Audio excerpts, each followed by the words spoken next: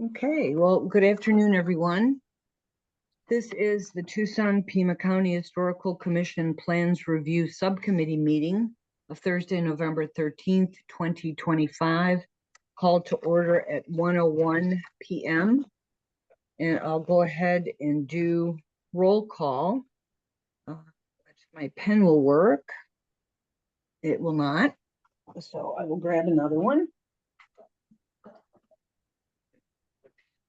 Okay, thanks for your patience. Roll call, Terry Majewski is here. Savannah McDonald. Here. Joel Ireland. Here. And Andrew Christopher. Here. Great, thank you. We're all here. Item 2 is review and approval of the 10/23/25 legal action report. Could I have a motion to approve as submitted, please? I'll move that. It's Joel. Thank you. Is there a second? I'll second, Savannah. Thank you. Is there discussion on that LAR/minutes? If not, I'll call roll. Andrew? Aye. Joel? Aye. Savannah? Aye. And Terry votes aye. So it passed unanimously 4-0. Item 3 is summary of public comments. Do you have any for us, Desiree? I did not receive any. I'll ask Jason and Michael if they received any. No, I did not. Jason, did you receive any? No, I did not. Okay. Okay, perfect. All right, item 4 is National Register nominations. And these items have been forwarded to the City of Tucson for comment by the Arizona SHPO office so that the CLG, this will help Desiree prepare the CLG comments for the upcoming HSRC meeting a week from tomorrow. Is that correct? Yes, a week. Okay, item 4A is Mission Gardens at 946 West Mission Lane. And this is a county nomination, I believe, right? And Scott Yes. O'Mac is here for this. And basically, we should know the drill. We've done these before where we just comment if we have any issues with recommending the nomination to go forward, right? And provide any feedback we have in general on the nomination. So do you have anything you want to say about this, Scott? Have you reviewed it and do you have any issues, or can we bring this up so we can scroll through it if we have issues? Yeah, I mean, I didn't prepare a presentation. I was going to just read the summary paragraph of section 7, the summary paragraph of section 8, and look at the maps. But I can dispense with that, and I think everyone's had a chance to read those things. So if you'd like to just get into your comments on it, or if you'd like me to address anything in particular. Yeah, well, we can ask you as we go. And excuse me, group, basically, Scott, you will be writing as Pima County is CLG status to Bill Collins, right, at SHPO for these? Yeah, right. Yeah, I can, any comments that you have, I can summarize for Bill and send him an email. And if so that's that's what you meant. Yeah, that's what you're understanding, Desiree, right? You would comment, you would write on the others, and Scott would write on this one because Yes. Pima County is the CLG as well. I'm sorry. I knew you were going to be on, Scott, but sorry, it's been one of those days. So, okay, if we can bring that nomination up and we can just go through it if people have issues with the sections. And Scott, I have it available to share, or you can share from your screen, either one. If you have it, go ahead. That's probably easier, but I have it pulled up too. So Okay. Let's see. There we go.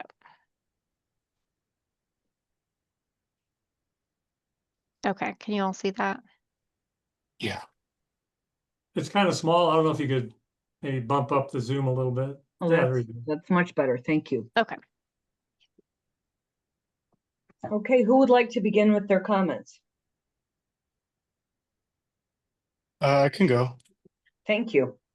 There's just a couple things on, I think it's like page 7 and maybe some other sheets. Or I guess we'll look at like page 6, but there, just out of curiosity, there's some ruins like just on the west side of Mission Road that appear to be made of the Sentinel Peak rock.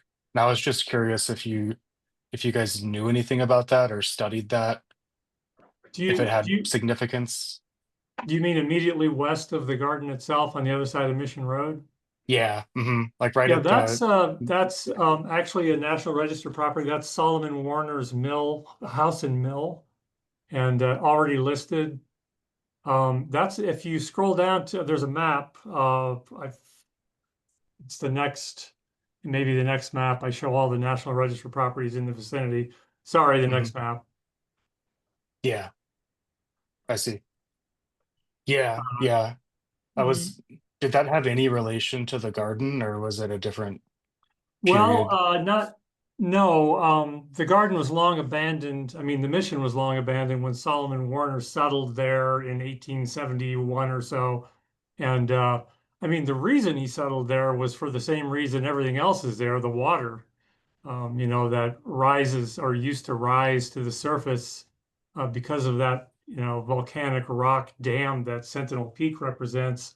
So he was tapping that water to drive his mill in the 1870s.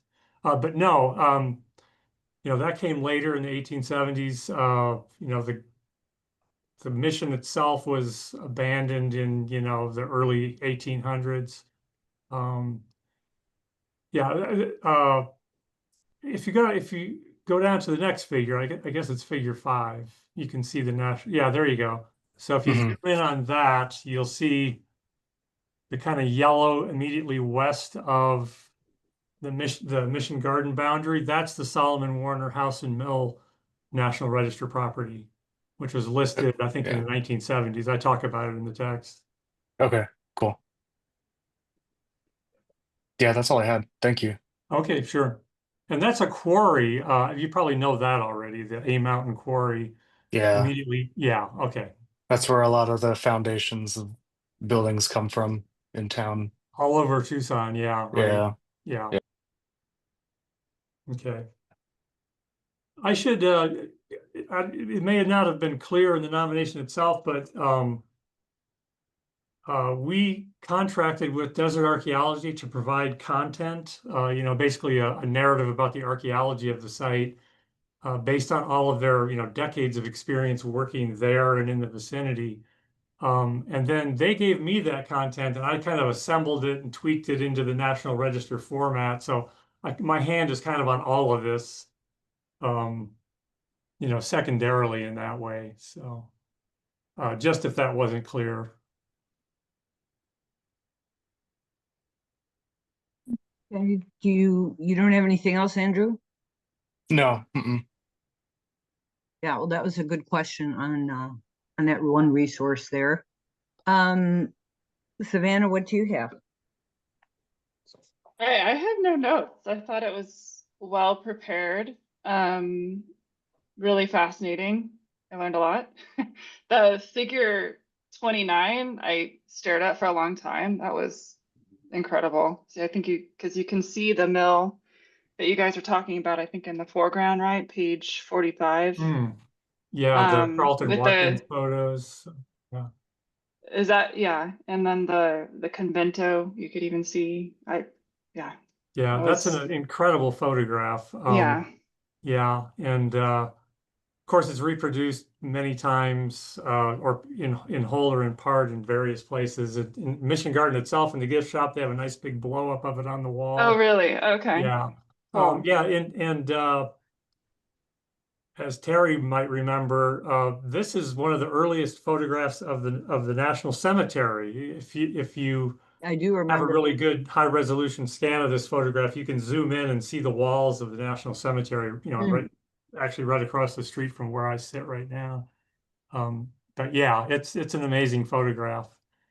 And unfortunately, Carlton Watkins, his studio was in San Francisco, and in the 1906 earthquake, everything was destroyed in his studio. So the negative of this is gone, but there are just some big prints that scans have been made from. And this is actually a scan you can just download from the UC Berkeley website, I think. Yeah, So, I remember when we were looking at these, Scott, for the Joint Courts project. yeah. Yeah, and it was great. I do have a question. Do we all feel now, remind me again what this is nominated under? Is it A? D, because of the D, okay. archaeological record, but also A. Yeah, A and D, A okay. and D. Yeah. And so, you know, having been a member of HSRC for a while, I'm always looking at, as a group, we look at, you know, the keeper doesn't always like multiple, like, you know, criteria. Yeah. So, but if I think that we're all feeling that it was well explained for both, and we of course would want to capture the archaeological portion, right? So I think it's well justified. Yes. Yeah, I think this kind of had a twisted history from when we first started working on this, because we had a much more ambitious plan to include Sentinel Peak and possibly the ruins of the mission proper. And as things went along, the boundary kept getting whittled down, and we realized finally that really it's just the garden itself that we can include. And the garden has no intact structures or buildings dating to the period of significance. It's strictly an archaeological site. So, and it's an amazing archaeological site because of where it is and how it's kind of a unique island of preservation surrounded by things that have been destroyed by development and landfills and everything else. Definitely D. And then because of its association with so many things, I mean, both in terms of ancestral Native American history and prehistory, and you know, the full gamut of European and, you know, post-European history, A seems appropriate as well. And Yeah. And yeah. Scott, sorry, can I just add that it was also necessary because there was a lot of conversation on the period of significance that we were going to put forward. And you can see that the period of significance is quite extensive and quite inclusive, further justifying, I think, a need for an argument on A in addition to D. Yeah, Well, and great. I should know, because I'm not even sure you're aware, Ian. If you're not, I apologize. But we actually originally we were working with a period of significance basically from 2000 BC up to 1950, so almost 4,000 years of significance. But Homer Teal pointed out in sort of his last read over of things, he said, well, you know, within the garden itself, there really isn't that early agricultural period stuff. There's really only the kind of the most recent of the early agricultural period. So we ended up paring the period down to 400 BC to 1950. So it's really not quite as extensive as it was from the beginning. So. But it's still pretty extensive. I mean, it's Yeah, 2,000 years of. Yeah. And I'm only asking these questions because it's sort of a devil's advocate to prepare you for what HSRC may ask. And I will not be on the meeting because I'll be out of the country. So okay. But just be prepared to explain just what you did to us, because I think it's a really valuable nomination. So I do too. Why? And I agree with A and D. Why do you say they don't like that, Terry?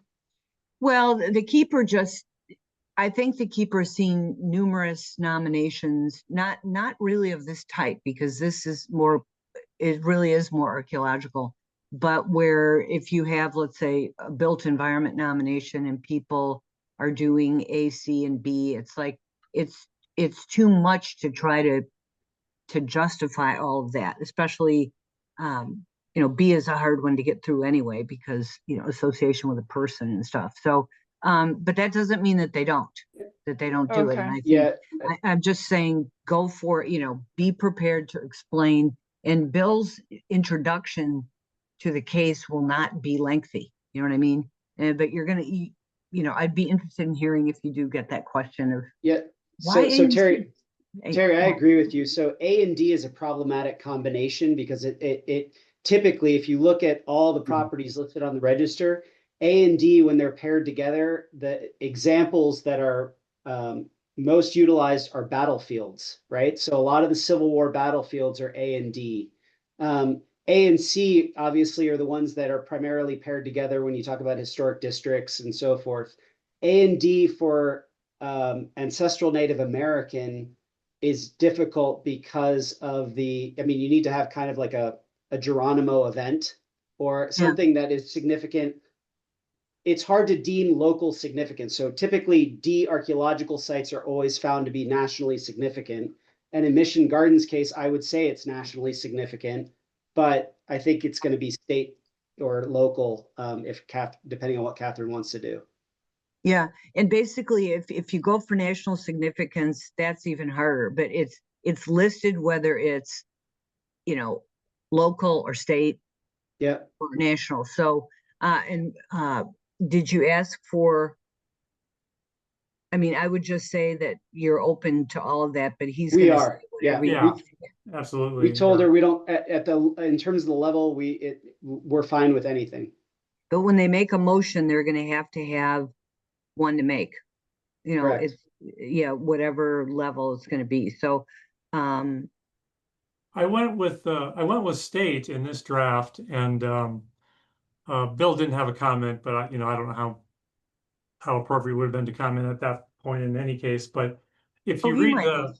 the Mhm. National Register guidelines, applying state level significance to an archaeological site is kind of an odd fit because states didn't exist, of course, before, when most of the archaeology was created at this site. But they, in the guidelines, they say, well, if an archaeological site has regional significance, and certainly this site and the area around it is regionally significant in terms of archaeology and all of the influence it's had on the development of everything from the early agricultural period on up. So I went with state, just No, going by I their think guidelines. So. I think that's perfect because it just the level of information you have to bring into the context, into the discussion, is really big at the national level. You have to compare it with all other sites that may be like that at the national level, and so I think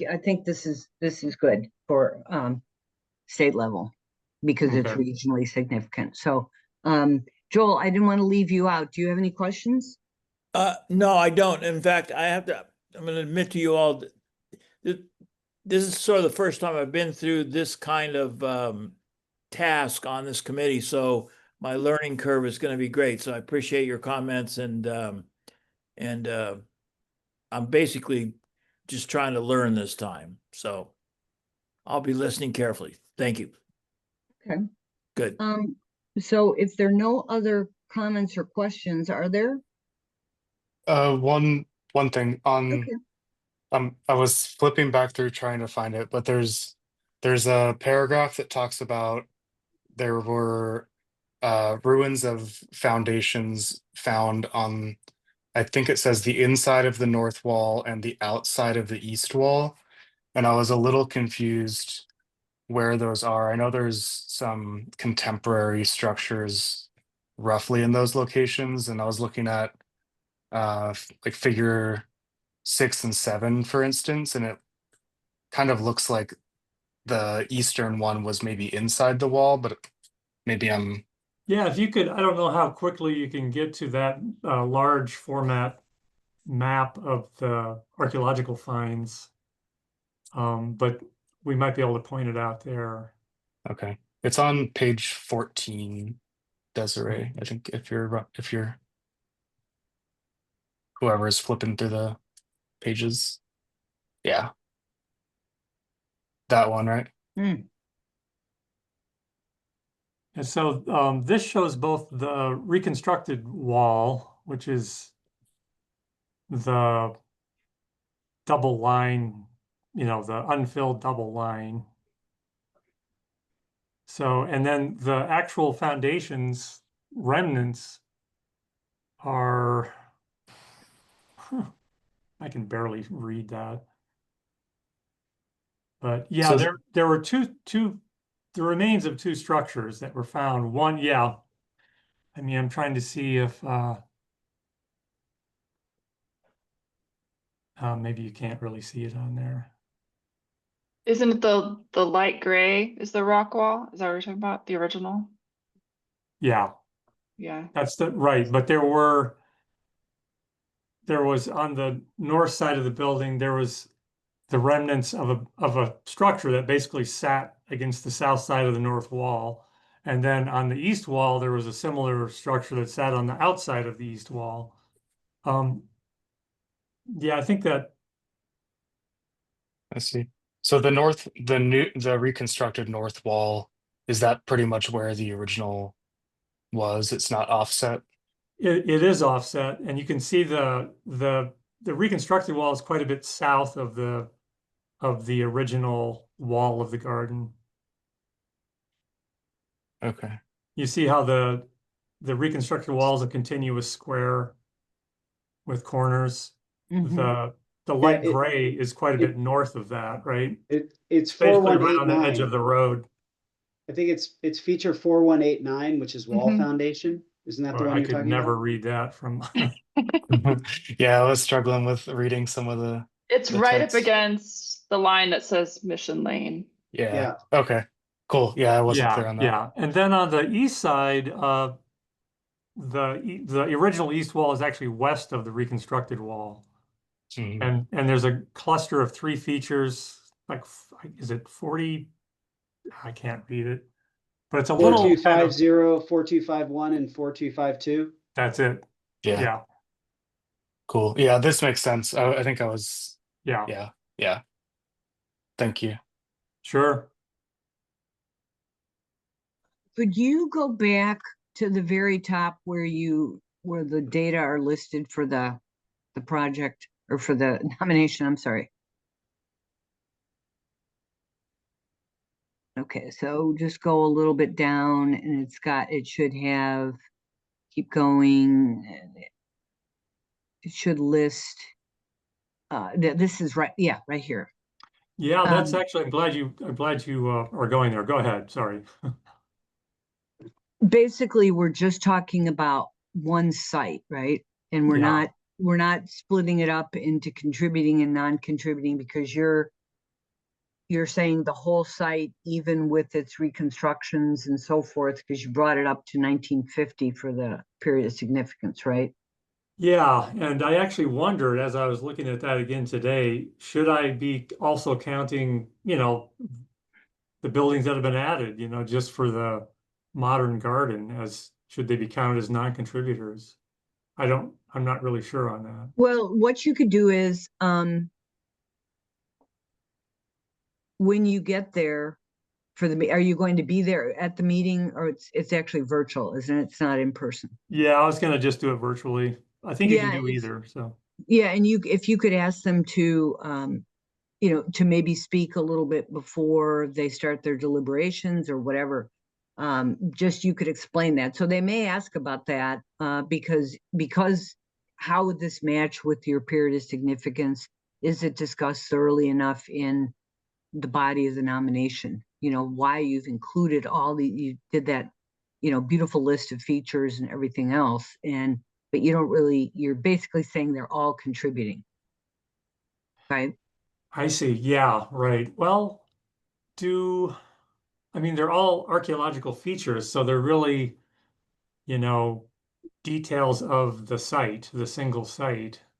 Yeah, and Yeah, it represents different periods, that, I yeah, mean, because you list all the different periods above that yeah, it fits in with. So I'm going into this a little bit more in depth because it is so unusual, right? And yeah. you do want Yeah. it to go. So I'm I think it's a tour de force, actually. So Well, thank you. Like I say, the content is all deserts, and I stitched it together into the nomination format. But I mean, the work they've done there is just incredible. So yeah, so anyway, Jen Lestick just popped in a comment that's useful. I'm trying to see where that is here. in the chat. I'm just trying to help out here. Sorry. Go ahead, Jen. This is what I do all the time. So yeah, you're gonna need to list all of your archaeological features as contributing and your newly constructed features as non-contributing. The reason for that is you have to think about this as a management tool. And so in the future, when changes are made to Mission Garden or they want to do something, they need to understand what's contributing and non-contributing, particularly with the newly constructed things. If you have it as contributing, you're going to really restrict what they can and cannot do to those newly constructed features. Does that make sense? Yeah, I can see somebody misinterpreting that down Yeah. the road somewhere. Yeah. So So wait, yeah, I'm not sure. I wonder about the utility or reason for listing all the archaeological features. I we're mean, you talking could thousands. potentially lump them in as a single unit, you know, but anything new, the problem is that, so to have a historic district, because a site is a district and a district is a site, it's kind of gets, you know, anyway, but the thing is that for it to retain its eligibility and listing as a district, you don't want to have more non-contributing than contributing. And so if you only list and lump all of your archaeological features as a single number, as a unit of one, and you have all these newly constructed features, you're going to have more newly constructed features than you have of archaeological features. And so then you don't have a district because you have more non-contributing than contributing. Yeah. So that's why So- it's going to seem silly to list, 600 pit features as contributing, but it So would does, as they- far as the would they- numbers game go, you have a district that way. It Yeah, gets, would features, I mean, like say pit features, would they all count as structures, or which one of the four property you would types include they- everything, because so like I even include, like lampposts and districts and things like that. So like the one that they're But- reviewing next, I include all of it in there. But as this is an archaeological site, which is a very specific type of site under Bulletin 38, is it? I've never seen it where you have to actually list out the features that have yielded versus potentially all the features that have not yielded. Well, I think that the challenge is because this is a very unique site where other examples of archaeological sites or archaeological districts / sites, they don't typically have new construction involved in it, or they created the boundary to remove that from the site. So you may have a site in isolate somewhere in the middle of nowhere, and you don't have, let's say, a visitor center right next to it. Or if you do, you create separate districts, or you create a boundary that removes any of those recently reconstructed or visitor centers or things like that outside of the boundary. I mean, Yeah, this SHPO may is have an guidance unusual for one. you. I'm just giving you a heads up that the numbers, there's a little bit of a numbers game on this stuff. Yeah, well, yeah, and I don't really care personally how Yeah. it's done, as long as I it mean, I think- satisfies whoever needs to be satisfied. Yeah, Yeah. I think that the case is made. It's absolutely significant at the state level, as you guys said. I think they're going to have a back and forth over what you count, what you don't count. The idea being just, if you have to, scoot up the boundary and you take out the little visitor center area or something like that, you may do that, and then you can have the count of one. Or they may want, you to put in all 600, pits, structures, whatever, you have it, and then you have 3 non-contributing features, let's say a new wall and a couple new buildings, and then 600 archaeological features. I don't know. Yeah, well, it'll be interesting to see what HSRC says, and then what the register says, maybe something different altogether. Ian remembers Tucson Mountain Park and how we kind of went back and forth on the resource count with Yeah. the register on that It's- one. So Yeah, I mean, I just, as somebody who's having lots of projects where, somebody recorded a garage in one district and in another district, they didn't record a garage, and one's a contributor, one's a non-contributor. It's like a managerial headache, somebody yeah. on it. So I'm just sort of trying to think just sort of like long-term for you all, as, just as a management tool, is that you don't want to get bogged down in managing anything that's newly constructed. Yeah, although I would say in the nomination, it's pretty clear. I mean, right up front, we say, there's nothing there. other Yeah, than the archaeological site that pertains to the period of significance, you know? right, Not- right. yeah, Yeah, but I mean, so- it's tough too, because it's also a landscape and there's no real category in the National Register for landscapes. It gets, yeah, as far as the just sort of the nuances of the National Register, yeah, it's like various layers of complication. But I mean, I think, I think this is, a great property to list and everything. I just think there's going to be nitpicky things like that may show up.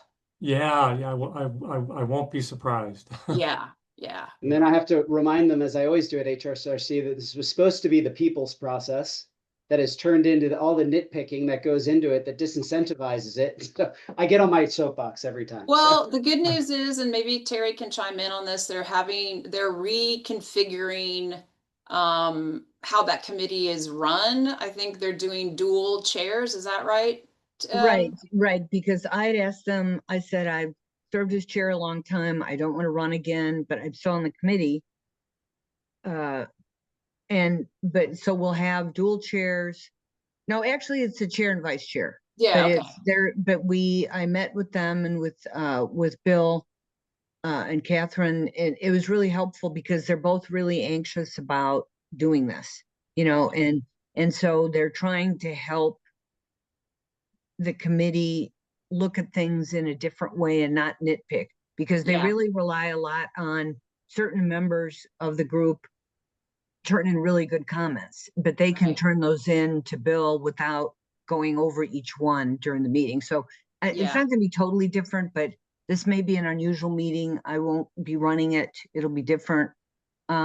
It's just that sometimes I think they felt that it's really getting less substantive than it is It's nitpicking.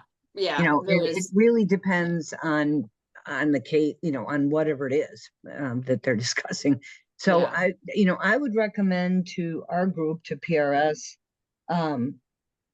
maybe a motion that suggests that we support this fine nomination and recommend that it be moved forward to the keeper, but that the proponent, Pima County, might want to seek guidance on whether the number of resources and their status and the boundary may need to be adjusted. It's just because the goal is to get it, to move it forward so that it can meet the keeper's needs. Right? Does that make sense? I mean, and then unless we want to mention something else, what does someone think? Oh, and recommended it under A and D at the state level. That's what we recommend moving forward under. So would someone make a motion? I can give it a shot. Okay, and then maybe Yeah. you could send that.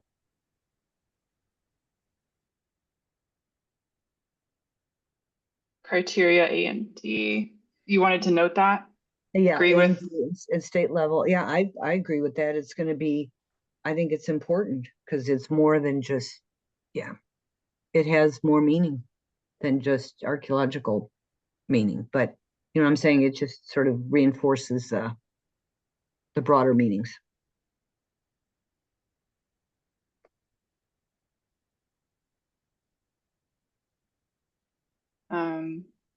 And then you wanted to note that the quantity of resources and boundary be reviewed, and Or that the county may want to seek guidance on the representation of the number of resources and their contributing versus non-contributing status within the property boundary, which may need to be adjusted, something like that, just to open it up to, the county. You can do whatever you want, county folks, in what you write as the CLG letter, but I think it's important to get that out on the table so that people don't freak out about it right away and not know how to characterize it, because it isn't a traditional, not traditional, it isn't a usual nomination. Does that make sense? And embedded in that comment is really, what Jen was saying about do you really want to include everything in the boundary? So that's why I Yeah. think mentioning the boundary is good. Okay, so I have, we recommend it move forward to the keeper, including under criteria A and D at the state level. The county may want to seek guidance on the quantity of resources and their contributing and non-contributing status within the property boundary. Do I have all the notes? I think that's fine. Anyone else want to Okay. add something? Okay, is there a second for that? Yeah, I'll Well, second. okay. Well, I wanted to, can I say the full thing? Oh, you can say Yeah. the whole thing. Yeah, go for it. We support this fine nomination and recommend it move forward to the keeper, including under criteria A and D at the state level. The county may want to seek guidance on the quantity of resources and their contributing and non-contributing status within the property boundary. Is there a second? Second. Okay, is there discussion on the motion? Okay, if not, I'll vote aye. Savannah, Aye. Joel, Andrew. Aye. Okay, so I think, Desiree, if you don't object, is it okay if Savannah sends to both you, me, and Scott, Ian, so that they can write their letter, which is due in a week or before a week? Yes. Yeah, that would be great. Thank you. Okay, well, thank you. And sorry about the lengthy discussion, but I think it was worth it for our sake and for what you might hear there. Yeah, no, I really appreciate it. And there- There's plenty of other things I could discuss too, but I know you've got 4 other nominations to deal with. So, Yeah. But, and also there are some archaeologists, Margaret Hangen's on there. She's going to be open to that. Others are familiar with it too. So, but you may have to, really get out there and say you can explain a few things like if you need it. Yeah. So okay. One real quick thing. I'm so sorry. I'm trying not to hijack your review here, Scott. I'm just trying to help out. But no, that's fine. you did. I just realized you did make a valid point, which is that the archaeological features are gone, right? So they're excavated out of existence. So I do think, right? Is that more or less true? Like they're like, well, you no, wouldn't count them, right? only a portion of the area within the garden has been excavated Oh, in terms of okay. data recovery. So, I Yeah. mean, some of them are gone, but there's probably a whole lot more there. In fact, Oh, a lot okay. of features were just identified and planned through stripping that were just reburied and left alone. Gotcha. Okay. Yeah. Yeah, that's too So- complicated. I think your path of least resistance is to scoot your boundary up and take out the like visitor center or something. But if Well, I don't know. yeah, it's I don't all know. archaeological site and there's so much in there, I Yeah. know.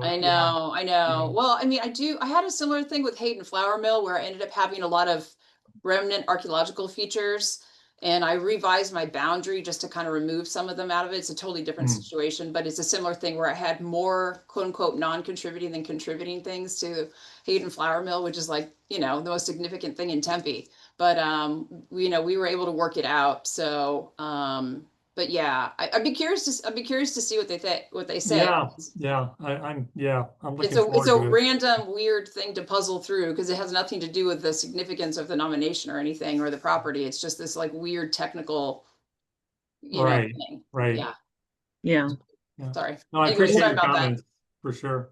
Yeah. Well, thank you guys. And I really appreciate, and good luck next week. All right, thank you, Terry. Thanks. Okay. Take care. Bye. Okay. Let's move on to 4B then, which is Via Del Rio. 7200 East Camino del Rio, and our staff contact here is Jason Lilienthal. And Jason, do you want to give any background on this? Do you want to bring it up? Yes, I and can go ahead and Jen, do that real this? quick. Are you here for this one, Jen? Yeah.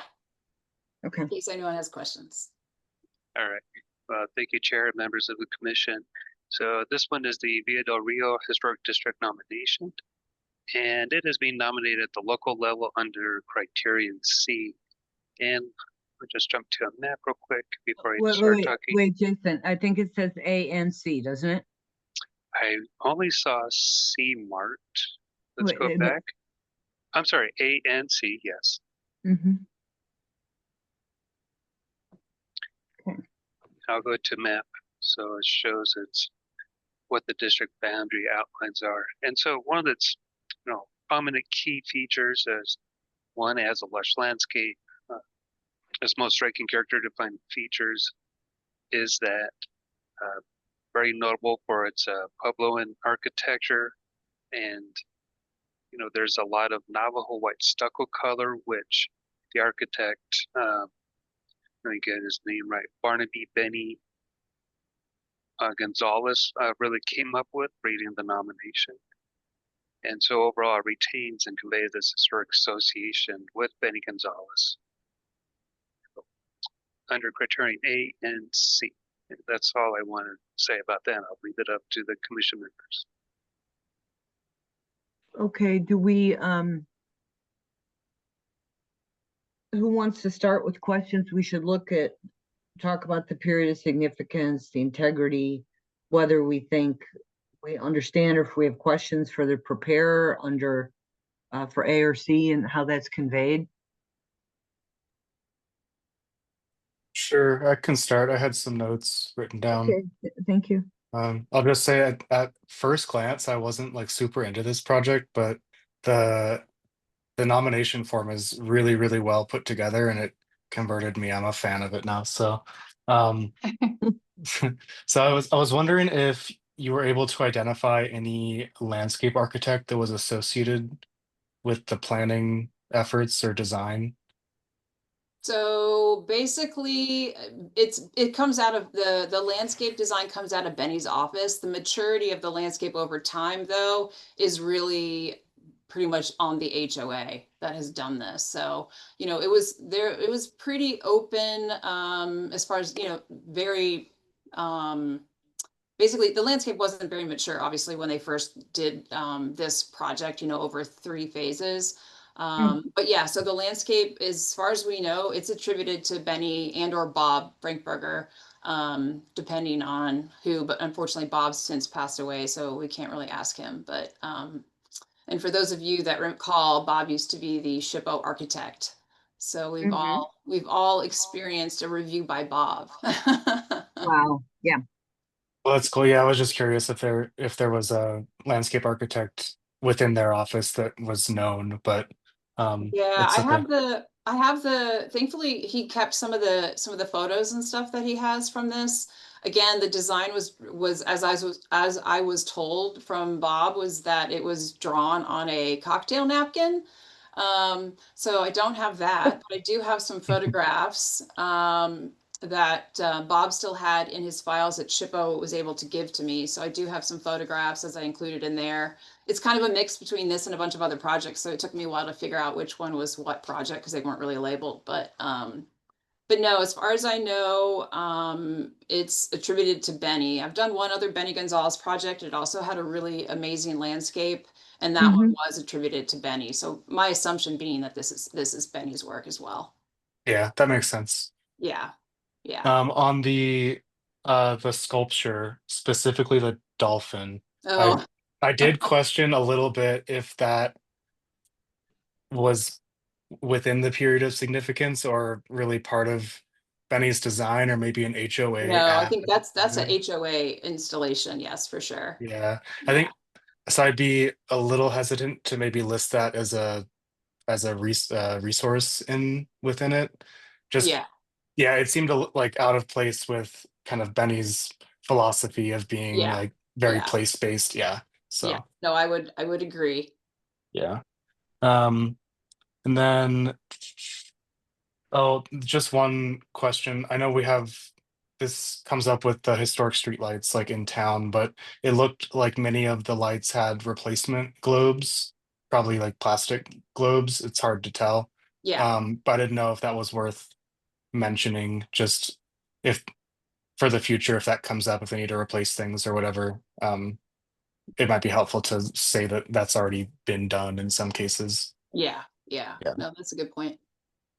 And then I was looking in there and maybe I missed it, but I didn't see really much discussion of the like drainage way or wash that runs along the southern edge and kind of defines that southern edge of the property. So I was wondering if you, it's like, it's between Villa del Rio and the other subdivision, but it forms the western and boundary. southern, yeah. So I don't know if that had significance to the naming of it or anything of that nature, but I just didn't see much discussion of it. But I think Yeah, it would be important to maybe talk about it okay, or address it in the boundary description anyway. okay, all right. Yeah, and then the only other comment would be it would be great if they exist, if there could be like some original floor plans included Yeah, in. the only floor plans we have are the 4 that are in the historic context section. And unfortunately, it's only for like 1 phase out of, I think it's like phases, well, 2 phases. Mhm, So we don't have phases for the original. We just have phases, drawings from the other 2 phases. And this is from a gentleman who has lived there for quite some time, who actually kept a copy of this promotional brochure that had these in it. But mhm, surprisingly, yeah, we weren't able to find much else beyond that. And one of the problems with the plans and why I didn't show the elevations is because a lot of the floor plans have been retained, but the elevations don't necessarily match what's in the mhm. promotional brochure. So what was designed versus what got built don't really jive. And so I did not want that to become, as we were discussing about with HSRC, having these sort of ongoing debates where I was like, we're going to go down a rabbit hole with that. Yeah, So this was an error, not an error, but it was a purposeful omission, was to not include something that was just going to cause confusion. So yeah, the floor plans were pretty accurate. The elevation. So for example, like on one elevation that was in the promotional brochures, the let's say the chimney is shown on like the back side of the property, but the reality is that when it got built, it's shown on the front. It's actually on the front of the building. So I didn't have anything I could definitively take a picture of, show an elevation, and be able to match it exactly. yeah. And I think that was well explained in the Yeah. nomination that there are all these kind of variations, even Yeah. though they're, a set number of stock plans. Right. And And there are examples, with those stock plans, but they're not pure examples of them. So, yeah, what was promoted and what was sort of sold versus what got created, a little bit yeah. different. Yeah, I know it'd be a big lift, and I don't think it's really necessary to this nomination because there's enough here. But if that gentleman would ever, or somebody would kind of fill in the missing pieces of the plan types that we don't have, I Yeah. think that'd be super helpful going forward, like when people are proposing alterations and additions. Yeah. You know what I mean? But Yeah, I mean, the good news with this place is because it is an HOA, the HOA rules are so restrictive after the whole carport infill issue, which got worked out several years ago with SHPO, but they're much more restrictive than anything else with the National Register at this point. So they're, yeah, trust me, I've gotten lots of questions about street lamps and mailboxes and roof tiles and solar panels, like once a week I get a question, can we do this? So yeah, they're yeah. they're prepared. Cool. Well, yeah, great nomination. It's really well put together and it's a cool project. I'm excited to see it going Yeah, so forward. if you like Benny Gonzalez, the other one that we did was for Casitas de Castilian, which if you like this, you'll be blown away by that one because that architecture is phenomenal. So this one's interesting, but it's not quite at the same level as the one that he did previous to this. So if you're ever interested, let me know. I can send you a copy, but the architecture there is pretty fantastic. I'll check it out. Yeah, I'm familiar with a lot of his work in Scottsdale. So Yeah. I grew up in that area. So Okay, great. yeah, Great. cool. Thanks. Yep. Jen, did he do this one before that one? This is the last one. Yeah. Mm. Yeah. So I think this is one where honestly, I think Bob is probably a huge part of the design on this one versus Benny. I think at that point, by the time this one was built, Benny had a full office full of designers. So I think that there's a lot of things that were the designers in his office were doing with his name on it, you know, as I'm sure you're familiar with. You know, as an architect, you know, you're doing something with somebody else's name on it. But I think that's more of the case in this one. There's lots of signature Benny things with this development, but it's not as overt as some of the other things. So I think, you know, this is sort of where he's got lots of people working for him. He's a really busy guy at this point. So I don't think that those kind of interesting sort of Aztec designs or, you know, real modernist kind of things, I don't think they're happening as much by this point with him.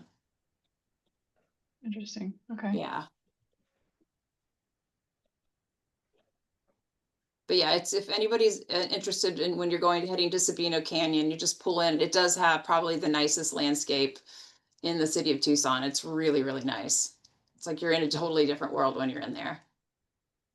Well, you've done some pretty other amazing ones that with great landscapes too. So I know. I think that's my thing is that except for like, you know, things in downtowns, I think I just pick projects for their landscaping. or thankfully they get assigned to you. So Yeah, anyway, that's thank you. true. I'm just like, oh, you've got great trees. I'll come over here and help you out. Great. Savannah or Joel? Yeah, I think it's great. I'm similar to Andrew's comment. You know, first glance versus like diving in, definitely compelling. The more detail you provided, and it was a lot of great detail. I mean, it's perfect that you have this diagram up because it's the phasing, all the little bits and pieces, very clear. So I very much appreciate that.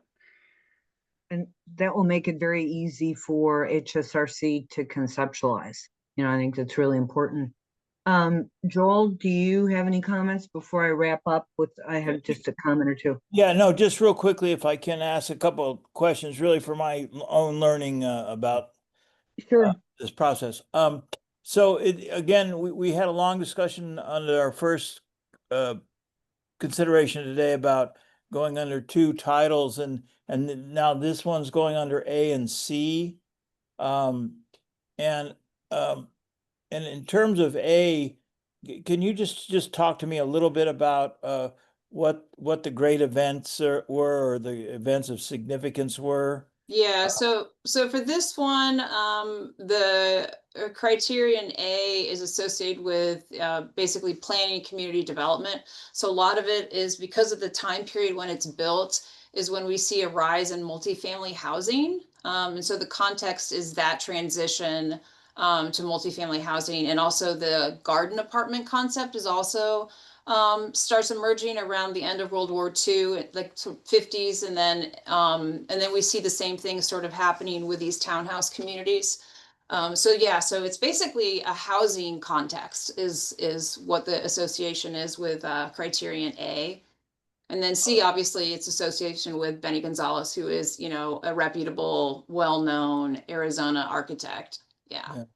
Thank you. Actually, that helps a lot. And this, I haven't been out there as a long time. Is the tack room boot still up there? Yeah, it's still there. Yeah. Yeah. Huh. Oh, great. I absolutely 100% support. I mean, I went to the tack room once. Yep. Taken there once. Yeah. Yeah. Great place. So good job. So- Thank you. So folks, is the period of significance and integrity well supported? Yeah, I believe Yeah. so. Okay. And so I'm thinking on this, you know, we'd want a similar motion that does we agree with moving it forward under A and C at the local level of significance. But if we, do we want, I mean, it's really up to Desiree and Jason. Do you want to list any of the topics? Like, are they of concern to you as well? Or should we just consider those as part of our discussion here with the preparer? I think if there's anything in particular that you would like to see changed in the nomination, then I would recommend including that. But otherwise, I don't know if we need to Okay. add things. Yeah. All right. Thank you. Andrew, would you mind, you had some of the more in-depth comments. Would you make a motion? Sure. Yeah. I think the only items I questioned was the dolphin, probably is the big one.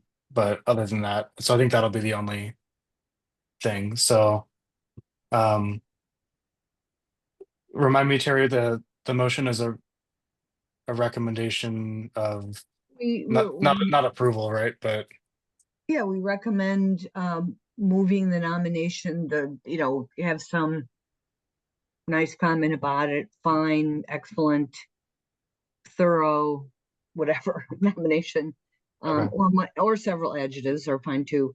And under A and C at the local level,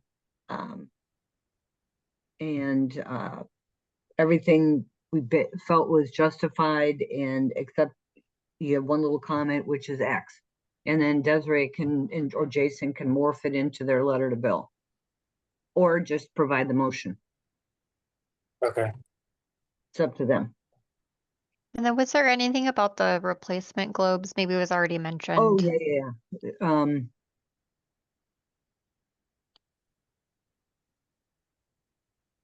So just like a clarification in the nomination that the globes have already been replaced or something like that. Yeah, Yeah. but basically, if Jen lists the globes as, those light fixtures as contributors, which she does, right, Jen? Then we've noted that, basically they can be changed just so long as they keep the same style. Would that be your management recommendation, Jen? Yeah. So there was a lot of, like the street lamps and the mailboxes, those were all part of the original design, and they're actually pretty unique, and they have some of the coolest I'm not usually looking at mailboxes, but they have really cool mailboxes here. And so they have all committed to keeping those, since those were part of the original design. So that's why they're included as contributors, or in some cases non-contributors, depending on if they've been altered too much. But yeah, so they're aware of that, and they plan to keep them. And you talk about that. So I don't know how you want to handle that, Andrew. I think we can leave it out. It's minor, and I think, Yeah. like Jen said, the HOA has such a tight grasp on this whole thing, so I'm not concerned about it. Okay. All right. Perfect. Okay. Go ahead with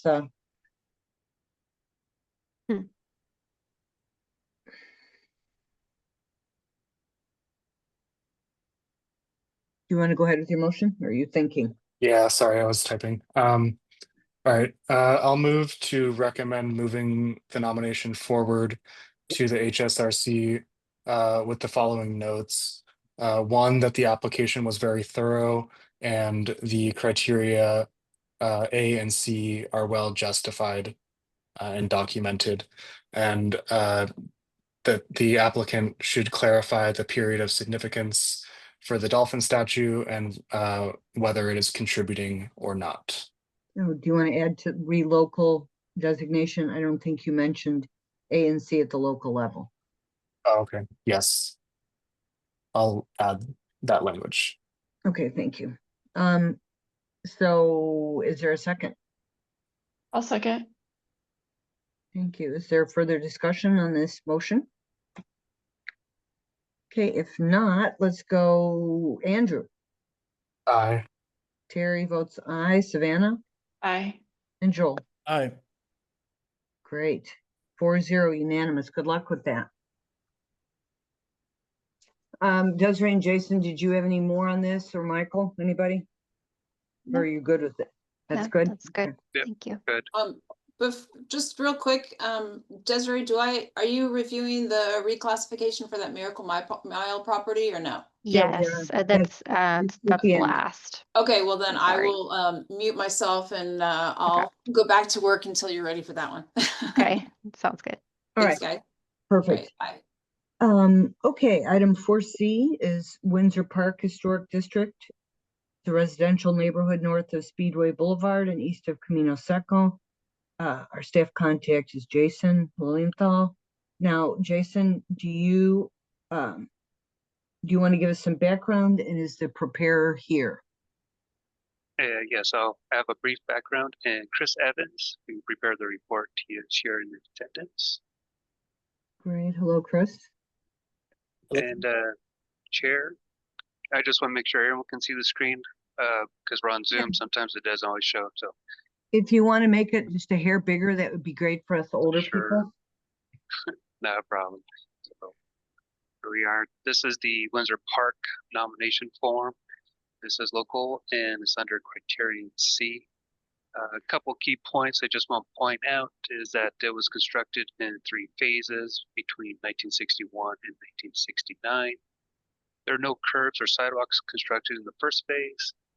In the latter 2 phases, they had rolled curbs. In the earlier phases, their site placement provides a unique irregular pattern, although there are many instances where the homes were built parallel to the street.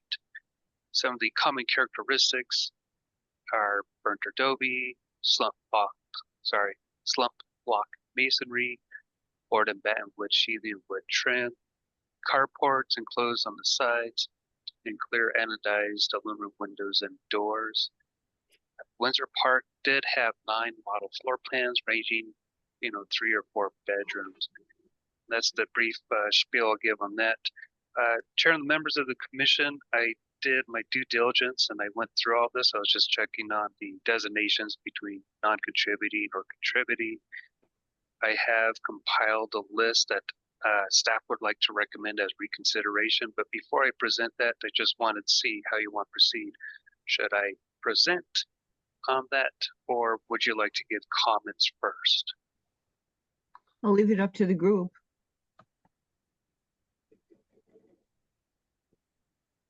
I think, Jason, you could go ahead with that, and then we can add any comments to the end. I think we'll have Okay. fewer comments probably. Okay, so let me go, and I do want to thank Chris Evans did provide this to me maybe about 2 hours ago. So this helps because the information I was going on was Google Street View.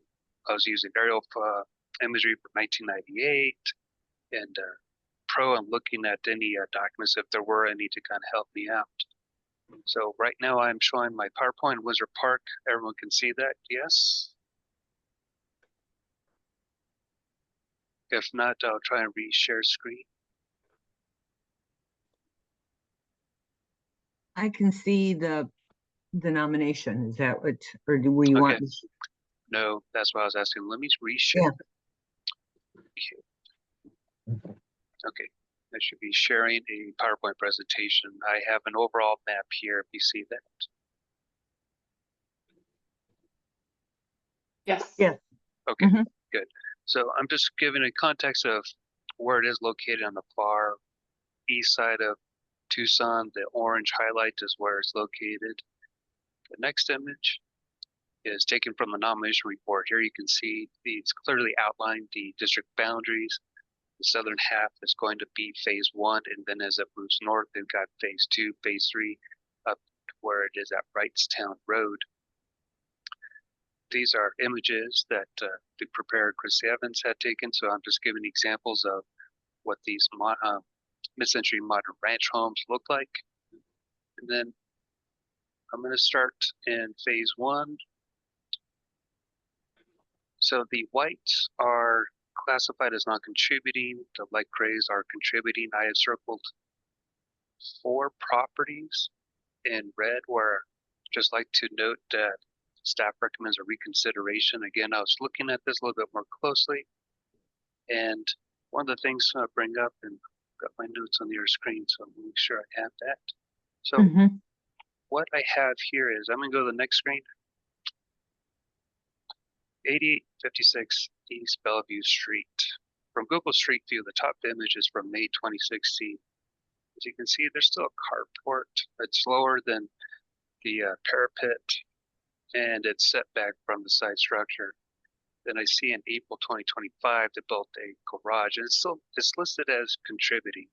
So staff asked that, do you recommend reconsideration of this?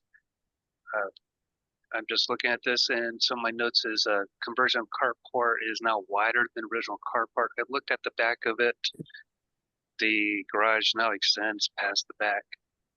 So either reconsider it to be non-contributing or remove it from the district. It's on the very edge of the district.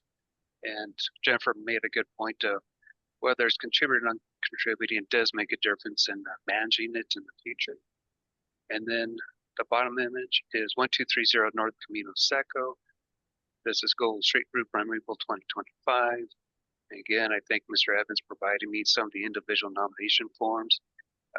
Again, this is just a staff recommends reconsideration of this classification as not contributing, maybe make it contributing. I'll go to the next one.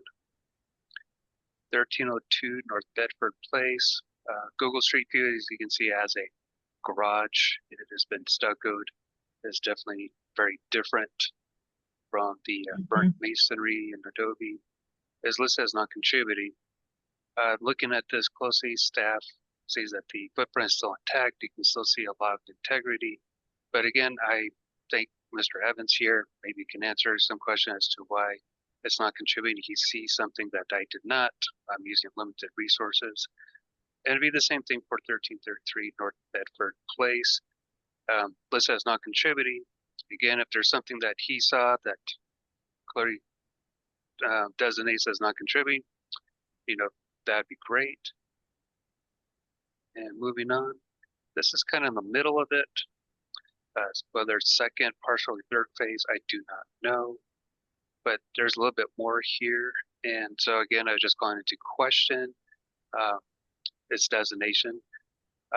Again, I want to point out there is 8701 East Placita Boulevard. It's up here. This is another one that is not contributing, and it's so far on the edge. Maybe suggest removal from the district. It definitely is not contributing. That one is clear.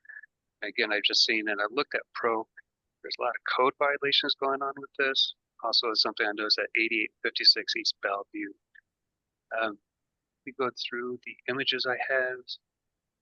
So here's what I find. This is still the same one. I found one from April 2011, another one from April 2025. And when I finish here, Mr. Evans, I'm sure will be able to illuminate a little bit more. And I have those documents if you want me to reference them. And then again, this one, 8846 as not contributing, as to reconsider as contributing, 8800 East Kayak Boulevard. Reconsider as contributing, same with the one at 8820.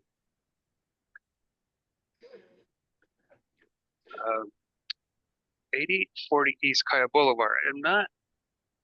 Staff is not recommending that it be reconsidered as non-contributing. It's more as a point of, if this is classified or designated as contributing because of the garage and is pushing forward, and there's alterations where conversion of carports to garages, why were those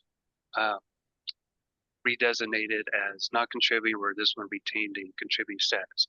So I put this as an example. And then 1461 North Bay Road and 8700 East Placita Playa. Staff recommends reconsideration of its non-contributing status. Okay, these are next to each other. 8741 East Placita. It is designated as not contributing. And if you look at the middle image, that one in the white has a side addition, and that is designated as contributing. So again, I was going on limited resources. Mr. Evans, I'm sure, can provide more information on that. And then we have these. This one at 8702 is really hard to get a good Google Street View. That ban, a lot of those images kept blocking it. Is the best I could do. And as I said, this one, 871 East Placita, staff does not disagree that it's not contributing, but does request reconsideration of removal from the district because there have been so many alterations and so many code violations that it just looks like they'll just keep modifying so much that it could have a very strong impact in the district. And then I'm going to move to the last one.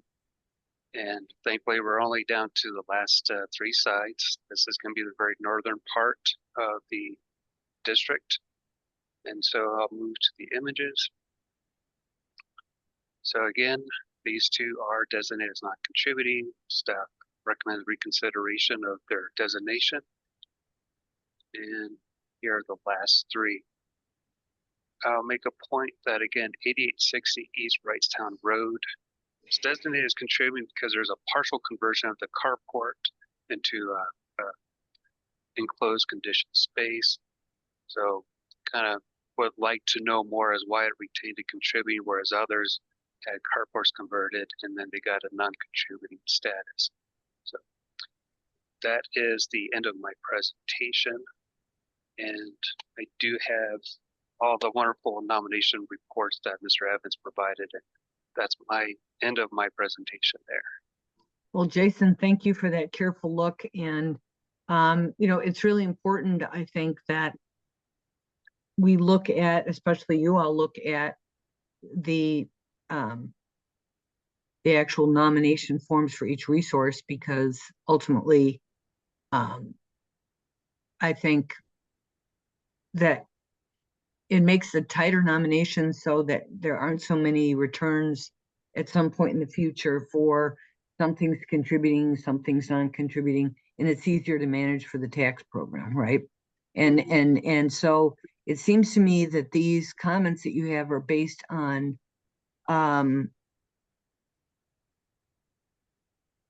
well, we have to hear from Chris, but if these things are, there were inappropriate modifications or significant modifications to character defining features. So I think we need to know that, and we need to, you know, somehow think about, you know, if we're in agreement with Jason that, you know, he work with the preparer, this has to be, well, this has to be communicated in the city's comment so that, you know, so if we feel that the nomination should be moved forward with these changes and clarifications, that's one thing. Rather than, you know, are these clarifications that need to be made or that need to be considered, are they significant enough to have the committee, have HSRC vote to reject the nomination? We don't want that after all this work's been put into it. Does that make sense? So could you let us know a little bit about these? And I don't think we need to weigh in on everything that Jason's done. That's something that he can work on with the preparer before he writes a letter. You think? I mean, but I'd like to understand why there are apparent inconsistencies, Chris. Well, I guess for me, I mean, I sort of look at this and this work was done without the benefit of having the inventory forms, and the inventory forms obviously speak to the reasons why each individual house was identified as a contributor or not. So, you know, I think that, you know, and, you know, Jason, I only got a notification that he was going to do this earlier today. And so I sent him the inventory forms a couple hours ago, and I know he hasn't had a chance to look at that yet. So, you know, a lot of the information, I mean, I can go through individual houses if you'd like to do that. I mean, I would say there are a handful of houses that are going to be close, you know, on a border line, and I'm making an interpretation with my best judgment. But most of these houses, I'm fairly comfortable with the assessment that was given. But part of that, again, is that Jason doesn't have all the information on that. So, well, but now you've provided him with that, and I think in the future we need to request all of the parts of the nomination, because that's what that ultimately, you know, this is something that we should be able to weigh in on as people from Tucson, especially, you know, the Historic Preservation Office, and provide that expertise to Bill Collins and to the committee, right, to HSRC. So just in general, though, Chris, is it because there seem to be a lot of things going on with the carports, you know, carport modifications, you know, which we see in some other districts in Tucson. And, you know, I've been through all the whole carport stuff with And Tucson is known, you know, we're the reason the carport policies have been created. So at SHPO, you know, and so we bring them up a lot. So tell us a little bit about that, and then we've got to move forward because we do have questions to ask by other PRS members. Right. You know, carports are a small portion of what's going on here. I mean, they're part of it, but most of these houses that have been identified as non-contributors, and I think of the list that he sent 19 over, 15 of these are I've identified as non-contributors. And usually that's an accumulation of multiple modifications that are going on. And so it's the carport is a part of that, but not you know, substantially responsible for why they're non-contributors.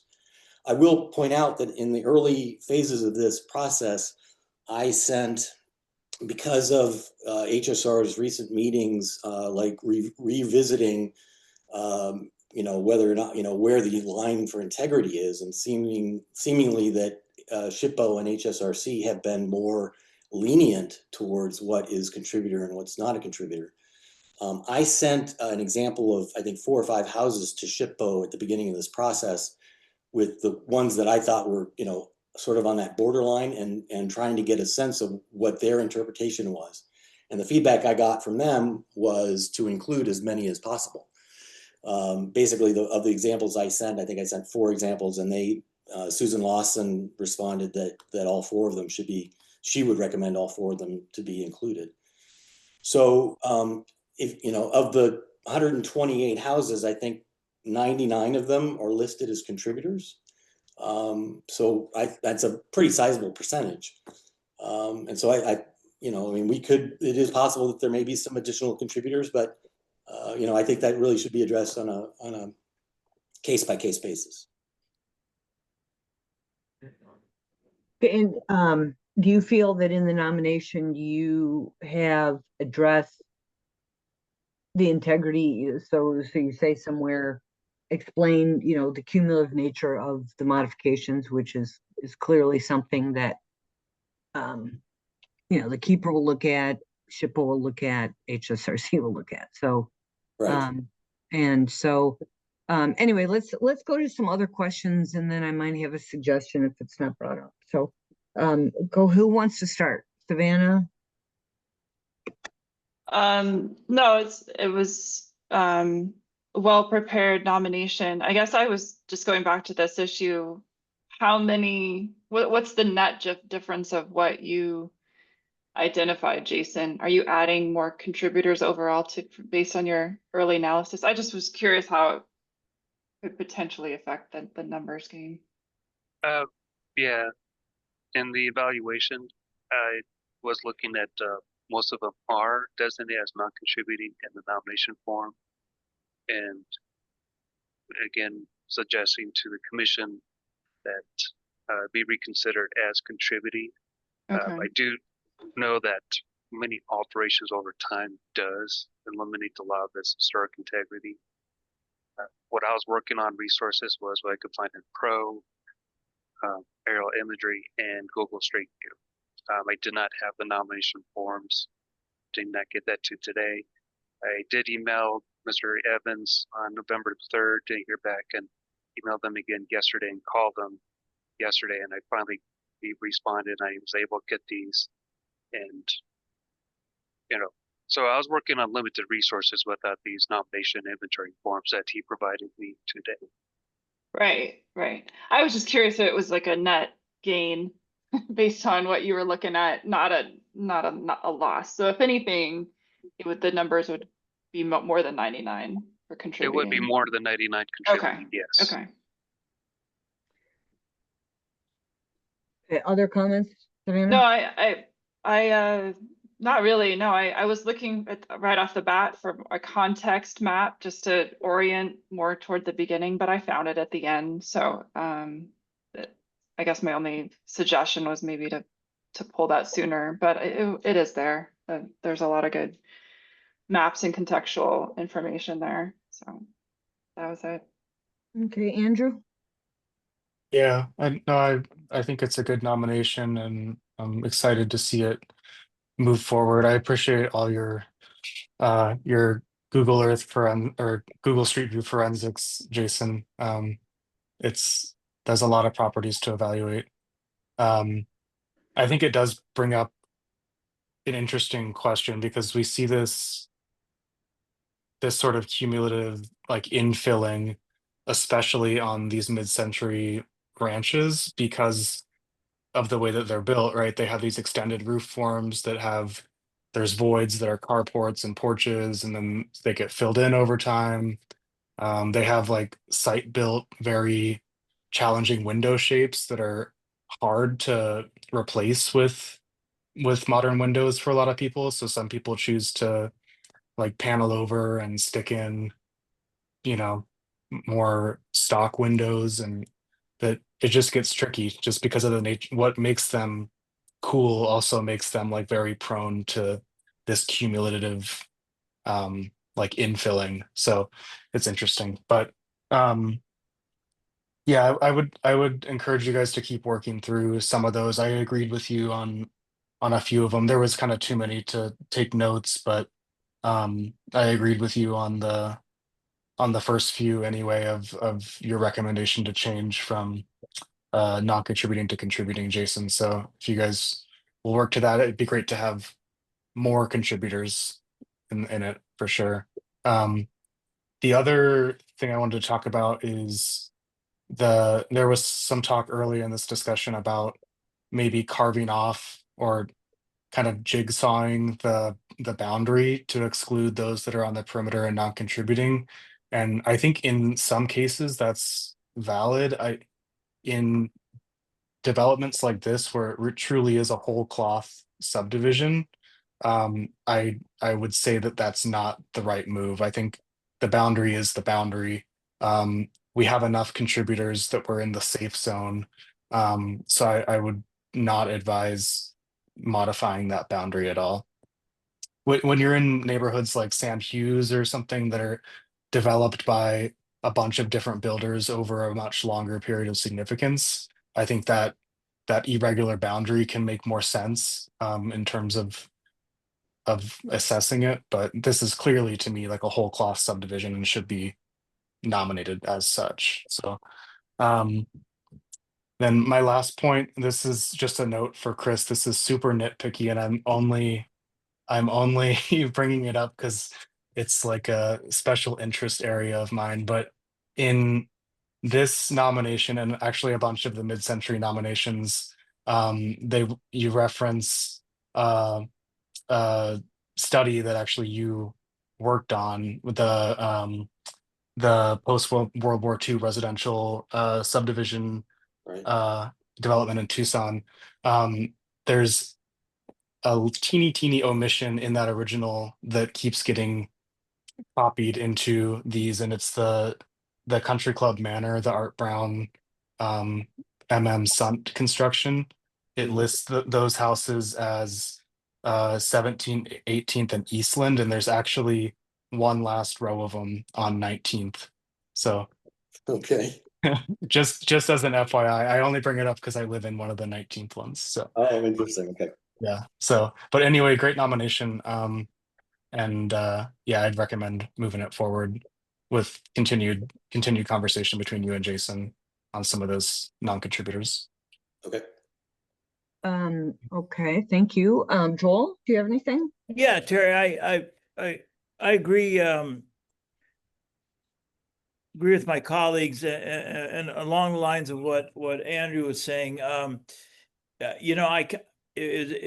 Going through these, I couldn't define it exactly, but I knew it when I saw it, and I could see that some of them were still contributing even with the carport additions, and on a couple of others, the carport additions completely disqualified them in my mind. So yeah, I agree then with the comment.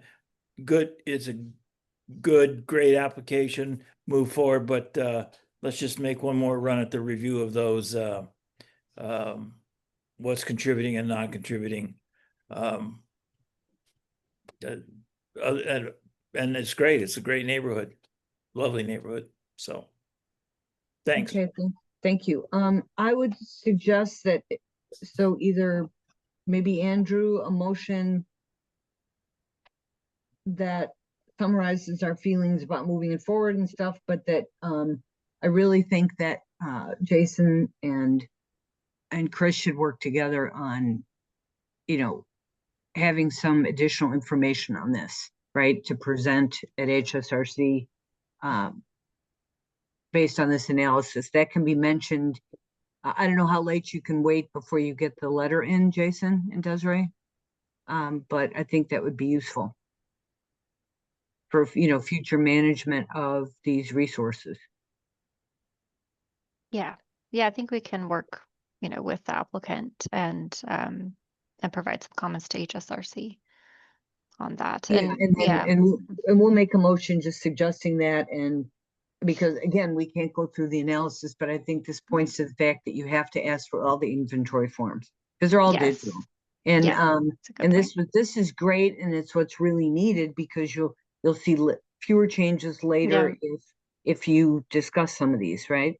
I Yeah, think. and that is something Bill Collins has said in the past. We haven't always been, or you know, he encouraged more of that type of in-depth analysis of nominations, because we do see errors sometimes made. Like we'll see one here in a couple minutes. You know, just a closer read it was encouraged by SHPO. So I think So they'll appreciate that. so under 4D, is that what you're saying? Under the Miracle Mile one, Oh, and okay. yeah. All right. Yeah. So, okay. If I could, Terry, just to say, I mean, part of the, I think part of the reason that, you know, we didn't, you know, make sure that you guys had this information prior to this meeting was because it hasn't been requested in some of the recent nominations we've done. And so, Right, and so now that I what I'm understand that is what's being requested, we can certainly do that. well, Chris, I've noticed it as a member of HSRC and also as a commissioner that, and I'm just recommending it to city staff that it's really helpful that they do it. No one's blaming you. It's just they need to be asking for it and, you know, reviewing it carefully to increase the success of your nomination and also its longevity into the future. You know what I'm saying? It's like once it, and so it's just important. So the reason I'm pushing us along is because both Andrew and I have to leave at 3 and we want to get through these other cases so that there's feedback. Right. So Andrew, would you go ahead and make a motion similar to what we've talked about, please?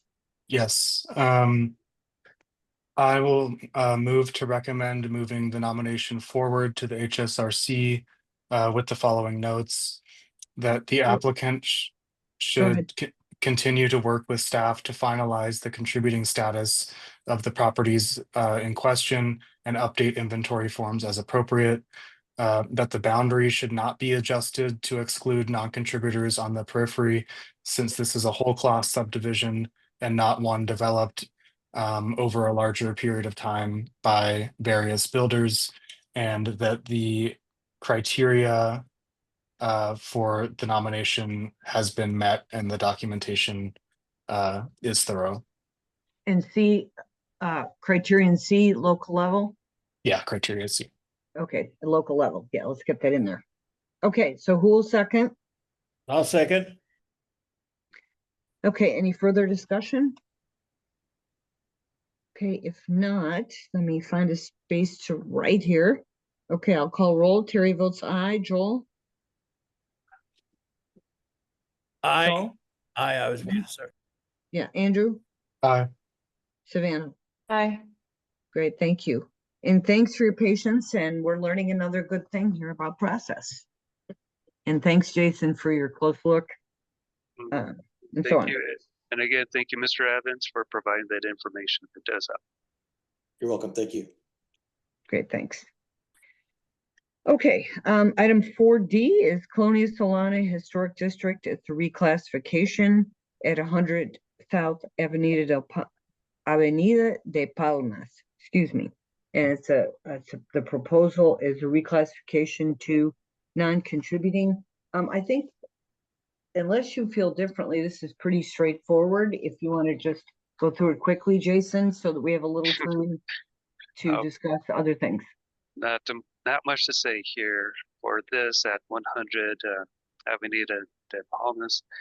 As you can see in the top image, you can see what the structure was as a contributed resource, and it has now been modified extensively.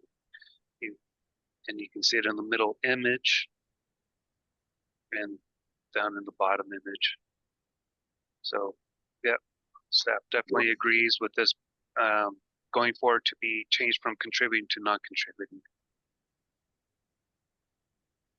Yep. Yep. I think this one's pretty clear. I had Yes. sent this to Bill Collins because I drive by it every day, and it was sad. They left some of the brick walls standing for a long time, and I thought, oh, maybe they're gonna put a new roof on it, and then one day it was just gone. So, yeah. Oh, gosh.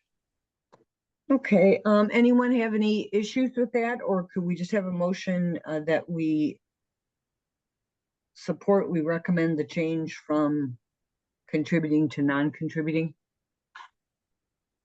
Sure, we recommend the change from contributing to non-contributing.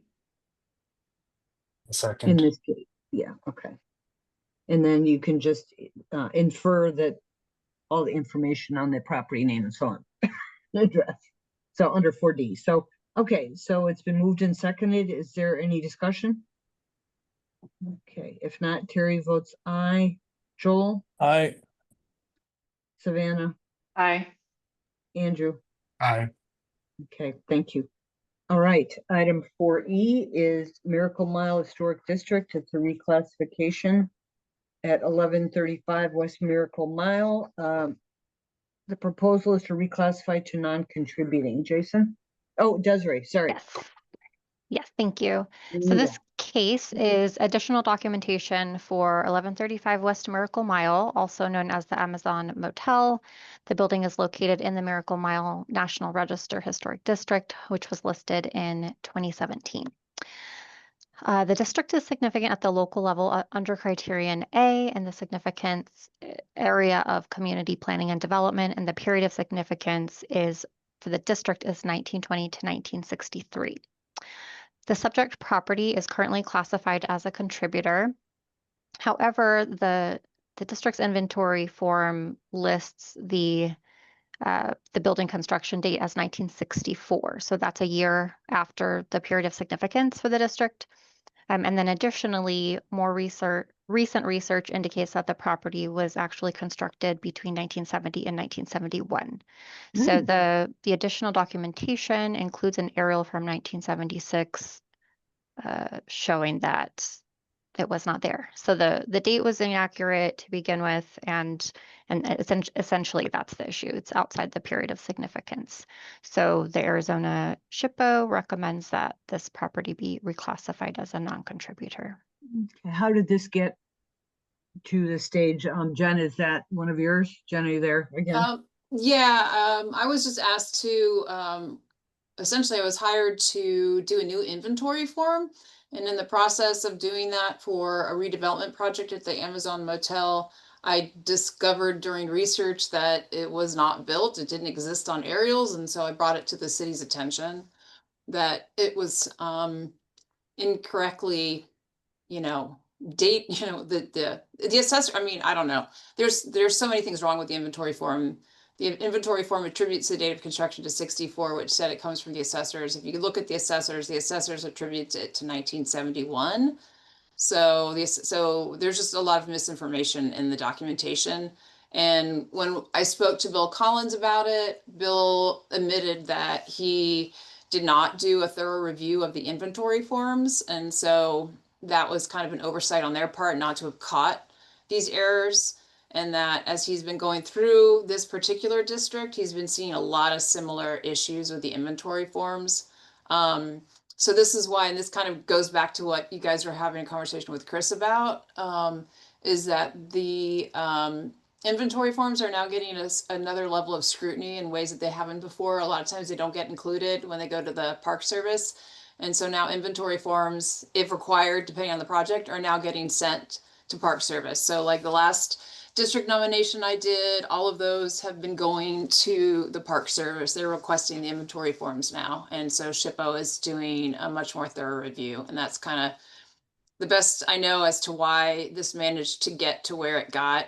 You know, the form doesn't even jibe with the actual nomination document either. There's just, I don't know, layers of errors. Let's just put it that way. So anyway, I put this together to give it to the city, since it is a city-funded rehabilitation project. Okay, well, thanks for that background. Does anyone have any questions? Are we in agreement with this analysis? I think in agreement, it's pretty clear.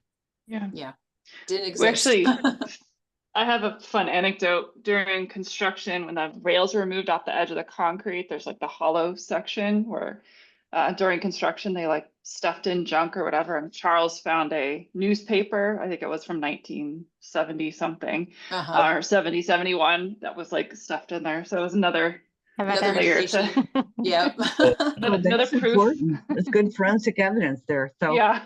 who would be willing to make a motion? I can do it. Oh, okay. go for it. Go for it. No, go ahead. Go ahead. Okay. Yeah, I'd recommend to I'd recommend to approve the change in status from contributing to non-contributing. Okay, who's seconding that? One Second. second. We'll let Joel. Okay, any further discussion? Okay, Savannah, What's that? Oh, aye. Sorry. Joel, Yep. Aye. Andrew, Aye. Carrie votes aye. So it's 4-0. Thank you. Was Joel the second on that one? It was Oh. Andrew and Joel. Andrew, Okay, thank you. Joel seconded. Yeah, and I've got it written down, but it's always good to ask because sometimes I forget. Then I have to listen to the recording and I'm annoyed because it's like almost 2 hours in. Right. Okay, we're done with those. Good job, everyone. Learned a lot. Item 5, current issues for information discussion. 5A, minor reviews. Jason or Michael, do you have anything that you would like to bring up? Just proceeding with the minor reviews. There aren't too many at this point, but I expect to be overwhelmed here soon. I Great. do have. Oh, Jason, are you finished? Sorry. Okay. Madam Chair, members of the subcommittee, I have many minor reviews that I've done recently. In West University, we have done 617 East 4th Street for a roof, 318 East Speedway for solar panel, 721 North 2nd Avenue for a roof, and currently working on 800 East University for some minor outdoor modification for an yogurt store. In Amory Park, we've done 219 East 13th Street for a fence, 209 East 16 is under review right now, which is a church for windows and doors. We've done 817 South 10th Street for residential pool. And we have also done 460 South 5th Avenue for a front yard fence. In the barrio, we've done 2 signs. One's for 350 South Convent and one for 600 South Mayor. And then for the historic landmark property on Country Club, we have 120 South Country Club. We also did a minor review for a sign on that property. So far, these are the ones that we have achieved within this time period, Madam Chair. Thank you. And whoever was helping with those, thank you. Oh, I forgot to say, a lot of these for PROS, all the assistance that I've gotten has come from Andrew. And thank you, Andrew, for being very quick at responding to our appeals, either by me or Jason. You're very quick in giving us your feedback as soon as we send it to you. I'm very grateful for that. And because of that, it is helping us to slowly but surely getting caught up. I believe before the end of this year, we should be in a very comfortable position to start the year without backlog. Thank you, Yeah. everyone, for doing that. And I wanted to especially thank Andrew. Andrew, didn't you reschedule your flight so you could, your work thing, so you could be on this meeting? No, it worked out. Other people had conflicts, so Yeah. we were able to move it. But yeah. But I really wanted to thank you for getting in touch with me, thinking it might be an issue, and then it was resolved. And it's really important because this was, you know, we talked about a lot of things. So thank you. Okay, I have 5B. one more, Go ahead. sorry, I have one more minor review I'll mention. So the Benedictine Monastery Oh, has been a big project, and congratulations on the opening. It's awesome. But there have been, some things that have come through kind of after the fact that we've had to do as minor reviews. So one recent kind of challenge was the ADA accessibility. So rather than modifying the existing ramp on the primary facade, there was a solution to add a door kind of on I think the south return of the west facade, which is minimally visible.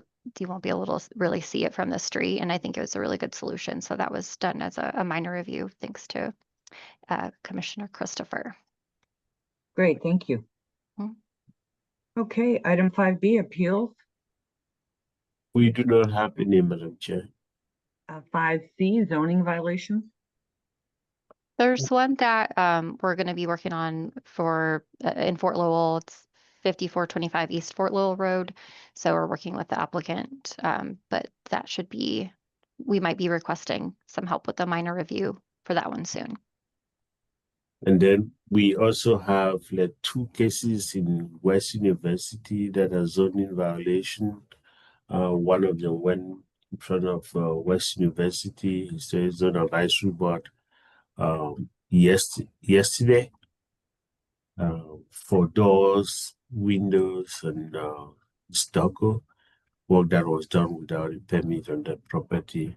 We also have another zoning violation still in West University, which is going to be in the December review session. So those are the ones that we have that are pending right now. Great, thank you. Okay, item 5D, review process issues. I want to bring up a couple things just to reiterate that inventory forms are important as part of these National Register reviews. And it seems to me that if section 106 is going to be under increasing scrutiny by government, then we have to be sure that things are as clean as possible. You know what I mean? So most of the people in the Senate hearing a few weeks ago didn't really, they're like, what's section 106? Which is confusing. But at least our Arizona senator knew, because a bunch of us wrote letters and said, or commented, so this is important because at least he knew, he wasn't committing to anything. He just said he knew what it was. So I think that's good. And we appreciate the extra time your office, Desiree, is committing to this. I can't say how important I think it is.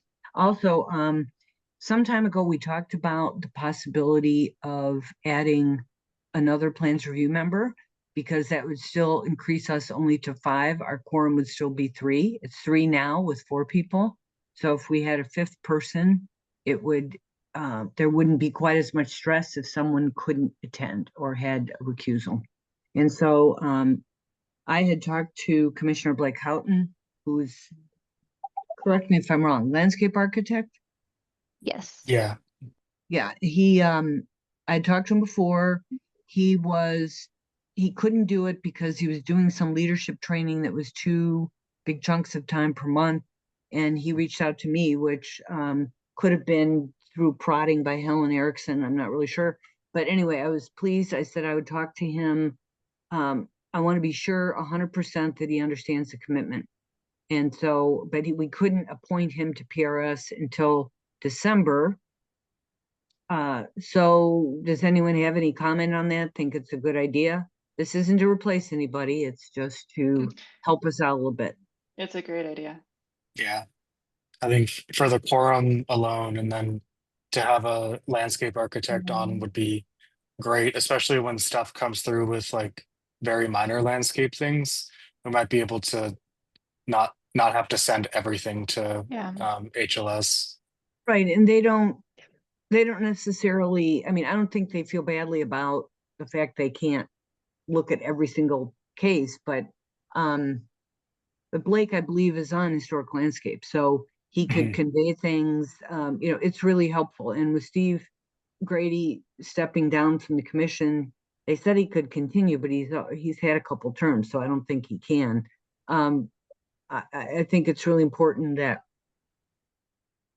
we have strong landscape architecture experience. So anyway, if no one has any questions about that, I'll go ahead and we'll appoint him at the December meeting. And so then Desiree, he would start with us.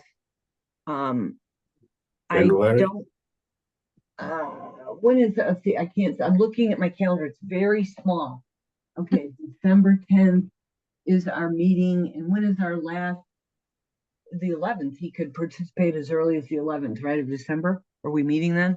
We are. Yes. One meeting in December, and right, correct? Yes. You're letting us escape with only one meeting. Well, that's up to you. Yeah, I think we can. Okay, Um, yeah. But if there's no more review process, let's look at item 6, future agenda items. No, why did they start the quarterly meeting? Sorry. They're starting it at 2:47. It's not time yet. Ugh. Sorry. I have to pay attention because I'm presenting it.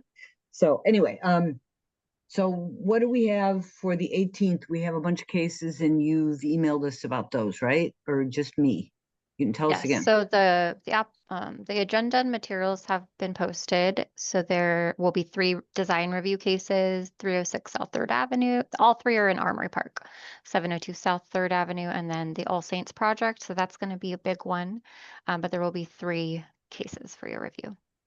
Right, and the first 2 seem fairly small when I looked at those again when I got back to you this morning. And yeah, so I think we really need to, we've got All Saints last, right? So we just need to really go over that. And I had a call from Steve Grady. His term expires on December 1. So the next meeting, he was calling me about, he's on the Armory Park board, and he said, did I know that they're reviewing it in reverse? I said, yes, I knew that. I said, Desiree talked to me, and I said, don't worry, it's not a precedent for anything. It's just, and I said, if you want to have someone on meeting or whatever, so you can hear what we said. And I said, I'm sure Desiree would let you know. And you don't staff that meeting, right? Who staffs that one? Michael I staffs that do. one, but I will be present for that one just because I've been more involved with that particular project. But yeah, the reason normally we would do the advisory board first and then PRS. Because of the Thanksgiving holiday, we had to move the PRS meeting up, and the project has a Section 106 deadline because it's going to be HUD funded. So we want to be able to give you all the opportunity to comment before that deadline. Yeah, and is everyone planning on being there on the 18th? Yeah. And you're talking about the South 6 project is out of Yes. order? Okay. Mhm. And is that, I know we've seen it before was it a Yeah. courtesy? Yeah. Yeah, and that's the other aspect. Like, you all have seen it before, and the board has seen it before. There's been changes made, new iteration, but the board has seen it and has provided some comments on it already, and Okay. that's part of what. Is it significant? And I apologize, I haven't looked at it yet. Is it significantly different, or is it pretty close to the? So the main difference is that the building, which was the former police quarters, the 410 South 6th Avenue, that was going to be proposed for demolition as part of the original project, to make way for parking. But now that building will be retained. So there Okay. are some elements that will be demolished. There's like an addition, that was built outside the period of significance. That's at the front, and then there's a rear non-contributing garage. So those parts will still be demolished or are proposed for demolition as part of the project. But and that was the main comments from the advisory board, was to retain that building. So, and they're going to be doing that. And Madam Chair, I don't Yeah. think this is the first time that we have done things this way. Oh, There no, have it been isn't. And instances that we do it all the time, so I'm not sure why there is a big concern here. well, I think he was just concerned about us understanding what their feedback was or something, you know, and so I get it, you know. So I just want to let you know that I did speak with them. And of course, they are going to get your comments during their review, because it will be that same day, no doubt, but I think we'll be able to provide them some feedback as to what your review has said, because Desiree will be at the PRS in the afternoon and she'll also be there in the evening. So they will normally get your feedback as well. Right. So I think that'll be great. So anyway, thanks very much, everyone. Anything else? Any questions you have about future agenda items, members? Okay, thanks. And before we adjourn, what are your plans, Desiree, for getting me this the LAR for this meeting to review? Are you going to try to get it posted before the 18th? It may not be possible. You're on She's mute. on mute. She's on mute. Sorry.